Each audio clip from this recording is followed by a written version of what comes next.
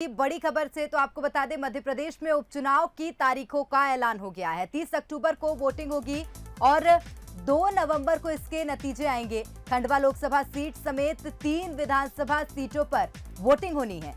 तो बता दें आपको, जोबट पृथ्वीपुर रैगांव सीट पर उपचुनाव होना है, वहीं खंडवा लोकसभा सीट पर भी उपचुनाव होना है और तारीखों का ऐलान हो चुका है। 1 अक्टूबर से नामांकन दाखिल करने की तारीख दी गई है और 8 अक्टूबर को नामांकन दाखिल करने की अंतिम तारीख होगी। वहीं 13 अक्टूबर को नामांकन वापसी की अंतिम तारीख रखी गई है और 30 अक्टूबर को मतदान होगा। तो अब ये उम्मीद की जा सकती है कि तमाम राजनीतिक दल उपचुनाव की तैयारियों में जुट जाएंगे। और प्रेरणा, एक तरह से कहा जाए मध्य प्रदेश में उपचुनाव की तारीखों का ऐलान हो गया है, लेकिन इससे पहले ही दोनों ही बड़ी पार्टियां कांग्रेस और बीजेपी लगातार तैयारियों में जुटी हुई थी। हमने देखा किस तरह से जनता के बीच जाकर दोनों ही पार्टियां बातचीत कर रही थी।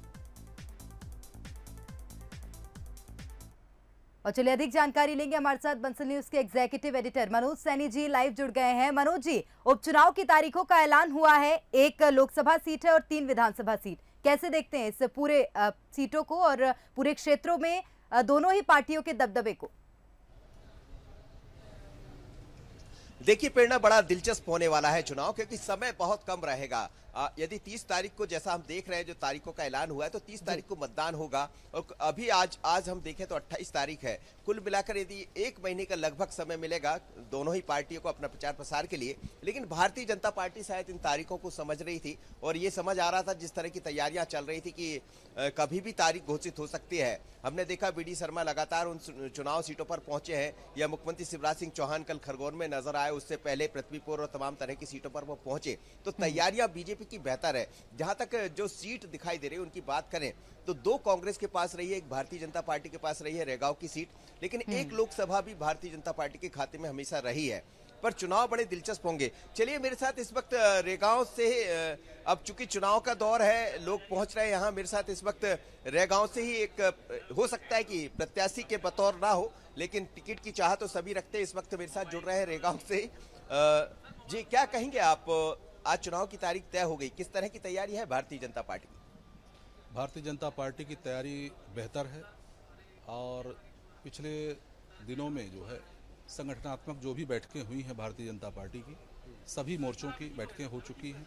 सभी प्रकार की तैयारियां लगभग जोरों पर हैं और तारीखों के बारे में भी ये संभावना भी थी कि अक्टूबर लास्ट में हमारे यहाँ मतदान की तारीख आएगी और आज वह तारीख निश्चित हो गई है। नामांकन की तारीख भी 11 तारीख को है और मुझे पूरी आशा और विश्वास है कि भारतीय जनता पार्टी लगातार जिस तरह से 5 बार से वहाँ पर परचम लहरा रही थी, उसी तरह फिर से इस बार प्रचंड बहुमत से हमारे रेगांव विधानसभा में भारतीय जनता पार्टी का परचम लहराएगा। यही मैं पुष्पराज सिंह बागरी है ये, और वहाँ से जुगल किशोर बागरी जी की सीट खाली हुई है। पुष्पराज जी, क्या आप भी कतार में हैं कि हो सकता है पार्टी आपको ही प्रत्याशी बना? जी, मैं पिछले 20 वर्षों से मैं रेगांव विधानसभा क्षेत्र की जन की सेवा में मैं हमेशा अग्रसर रहा हूं। बिल्कुल मनोज जी, बड़ी बात यह है कि रेगांव में जिस तरह से बता रहे हैं कि 5 बार से लगातार बीजेपी जीतती आई और बीजेपी का दबदबा रहा है। देखने वाली बात होगी जब 30 अक्टूबर को चुनाव होंगे तो क्या कुछ उसके परिणाम आते हैं। शुभांगी, चाहूंगी कि आप इस खबर को आगे बढ़ाएं। बिल्कुल प्रेरणा, तो हमारे साथ न्यूज हेड शरद द्विवेदी जी लाइव जुड़ गए हैं। आइए उनका रुख कर लेते हैं। शरद जी, निश्चित ही इस उपचुनाव से सत्ता में परिवर्तन नहीं होना है, लेकिन ये चुनाव काफी दिलचस्प माने जा रहे हैं क्योंकि दोनों ही पार्टियां ये विश्वास दिलाना चाहती हैं कि जनता का साथ उनके साथ है। क्या कहेंगे?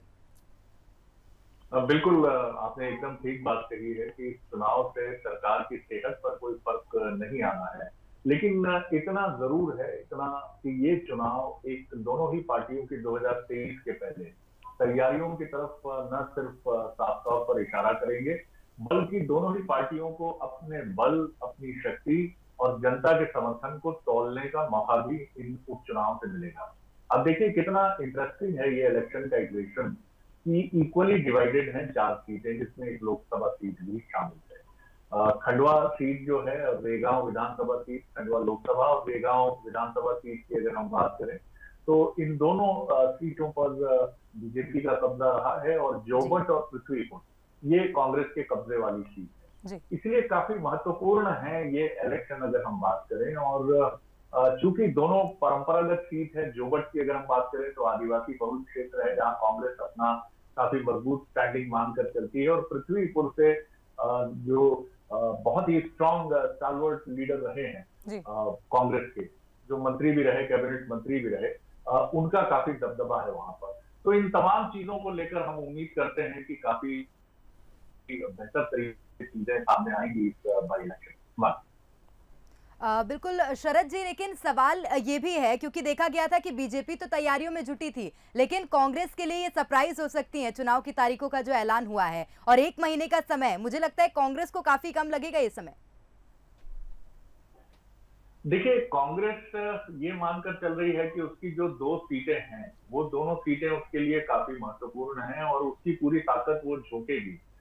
ये जरूर है कि अगर वो खंडवा लोकसभा उपचुनाव से कोई बेहतर प्रत्याशी, जैसा हम मान रहे थे कि अरुण यादव जी सामने आ सकते हैं, तो अरुण यादव जैसा अगर कोई बेहतर कैंडिडेट सामने आता है तो निश्चित तौर पर वहां से दिलचस्प होगा। लेकिन पृथ्वीपुर और जोबट में वो अपनी ताकत को, और अगर आप देखें प्रेरणा, तो कांग्रेस एक ऐसी पार्टी है जो अंतिम समय में ही बल्लेबाजी करने मैदान में उतरती है। बीजेपी की तरह वो साल भर या चुनाव के तुरंत बाद तैयारियों में लगने वाली पार्टी बिल्कुल नहीं है, और यही वजह है कि कांग्रेस को इसकी चिंता भी नहीं रहती है। तो तैयारियों के लिए भले ही समय कम है कांग्रेस के पास, लेकिन कांग्रेस अपना पूरा दमखम अंतिम समय में लगाती है, और यही उसकी स्ट्रेंथ और उसकी ताकत भी मानी जाती है। बिल्कुल शरद जी, और निश्चित ही देखना होगा कि किस तरह से जो नतीजे सामने आते हैं, क्योंकि दोनों ही पार्टियों का दावा है कि जनता तक उनकी आवाज पहुंच चुकी है, जनता का भरोसा दोनों पार्टियों पर है। तो ये 2 नवंबर को तय हो जाएगा कि किसके साथ ज्यादा जनता का समर्थन है और कितना ज्यादा जनता का जो विश्वास है दोनों पार्टियों पर बना हुआ है। बिल्कुल, हालांकि शुभांगी ये भी देखने वाली बात है कि दोनों ही पार्टियों के पास पाने और खोने को कुछ नहीं है। ये एक टेस्ट हो सकता है उपचुनाव जो है वो 2023 के विधानसभा चुनाव